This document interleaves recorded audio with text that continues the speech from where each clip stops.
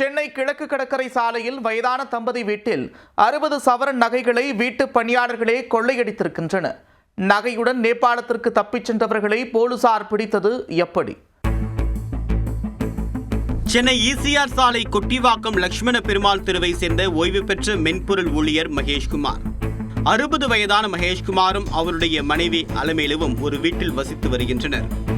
மகேஷ்குமார், அலமேலு இருவருக்கும் வயதாகிவிட்டதால் காவல் பணி மற்றும் வீட்டு வேலைகளை செய்வதற்கு நேபாள் நாட்டை சேர்ந்த ரமேஷ் மற்றும் அவருடைய மனைவி பினிதா இருவரையும் வேலைக்கு சேர்த்துள்ளார். இவர்கள் கணவன், மனைவி, குழந்தை என்று குடும்பத்துடன் வேலை செய்யக்கூடிய வீட்டிலேயே வசித்தும் வந்தனர். கடந்த 14ஆம் தேதி வேலூர் அடுத்த காவிரி பாக்கத்தில் உள்ள குலதெய்வ கோவிலுக்கு மகேஷ்குமாரும் அவருடைய மனைவி அலமேலுவும் சென்று விட்டனர். திரும்பி வந்து பார்த்தபோது வீட்டின் பின்பக்க கதவு உடைக்கப்பட்டு வீட்டில் இருந்த 60 சவரன் நகை கொள்ளையடிக்கப்பட்டிருப்பதை பார்த்து அவர்கள் அதிர்ச்சியடைந்தனர். வீட்டு வேலைக்கு வைத்திருந்த ரமேஷ், பினிதா தம்பதி நகைகளை கொள்ளையடித்துவிட்டு தப்பிச் சென்றிருப்பது நீலாங்கரை போலீசாரின் விசாரணையில் தெரிய வந்தது. கொள்ளையடித்த தம்பதி நேபாளத்தை நோக்கி பேருந்தில் சென்று கொண்டு இருப்பதை போலீசார் கண்டுபிடித்தனர். உடனே விமானத்தில் விரைந்து சென்ற போலீசார் ரமேஷ், பினிதா தம்பதியை கைது செய்து அவர்களை சென்னை அழைத்து வந்தனர்.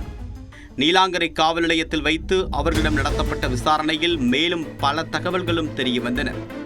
வயதான மகேஷ்குமார் மற்றும் அவருடைய மனைவி அலமேலுவை கொலை செய்துவிட்டு நகைகளை கொள்ளையடிக்க ரமேஷ் மற்றும் அவருடைய கூட்டாளிகள் திட்டம் போட்டுள்ளனர். இதற்காக தன்னுடைய உறவினர்கள் சிலரையும் உதவிக்கு அழைத்திருக்கிறார் ரமேஷ். ஆனால் அதற்குள் மகேஷ்குமார், அலமேலு வெளியூர் சென்றதால் கொலை திட்டத்திலிருந்து தப்பித்து இருப்பது தெரிய வந்துள்ளது. ரமேஷ், பினிதா தம்பதியை கைது செய்த போலீசார் அவர்களிடமிருந்த நகைகளையும் பறிமுதல் செய்து சிறையில் அடைத்தனர். ராணிப்பேட்டை மாவட்டத்தில் திரௌபதியம்மன் கோவில் திருவிழாவில் ஏர்கண்ணால் சுட்டு விழாக்குழுவினரை மிரட்டிய இளைஞரை போலீசார் கைது செய்துள்ளனர். ஊர்வலமாக எடுத்து வரப்பட்ட சாமியை பாட்டி வீட்டின் முன்பு நிறுத்தாததால் வானத்தை நோக்கி துப்பாக்கியால் சுட்டு மிரட்டல் விடுத்த சம்பவத்தின் பின்னணி என்ன? ஆன்லைனில் 7000 ரூபாய்க்கு வாங்கிய ஏர்கண்ணால் வானத்தை நோக்கி சுட்டு கோயில் விழா குழுவினரை மிரட்டிய இளைஞர் இவர்தான். பாட்டி வீட்டின் முன்பு ஊர்வலமாக எடுத்து வரப்பட்ட சாமியை அர்ச்சனை செய்ய நிறுத்தாததால் ஆக்ரோஷத்தில் ஈடுபட்டு அரஸ்டான இளைஞரின் பின்னணி என்ன?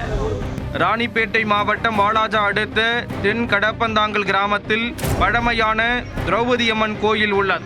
இக்கோயிலில் துரியோதனன் படுகள நிகழ்ச்சி வெகு சிறப்பாக நடைபெறுவது வழக்கம். இந்த ஆண்டு திருவிழாவானது 2 தினங்களுக்கு முன்பு தொடங்கி நடைபெற்று வருகிறது. திருவிழாவை முன்னிட்டு சாமி ஊர்வலமானது ஞாயிற்றுக்கிழமை அதிகாலையில் நடைபெற்றது. அலங்கரித்து வைக்கப்பட்ட வாகனத்தில் எழுந்தருளிய திரௌபதி அம்மன் சிலையை ஊர்வலமாக அழைத்து சென்றனர்.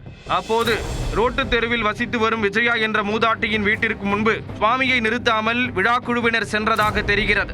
அதிகாலை 2 மணி அளவில் நடைபெற்ற இந்த ஊர்வலத்தில் சுவாமியை நிறுத்தி வைக்காமல் சென்றது ஏன் என விஜயா விழாக்குழுவினருடன் வாக்குவாதத்தில் ஈடுபட்டுள்ளார். அப்போது திருவிழாவிற்காக பாட்டி வீட்டிற்கு வந்த பேரன் புவனேஸ்வரன் தான் வைத்திருந்த ஏர்கன்னை எடுத்து வந்து விழா குழுவினரை மிரட்டியதோடு வானத்தை நோக்கி சுட்டு எச்சரிக்கையும் விடுத்துள்ளார்.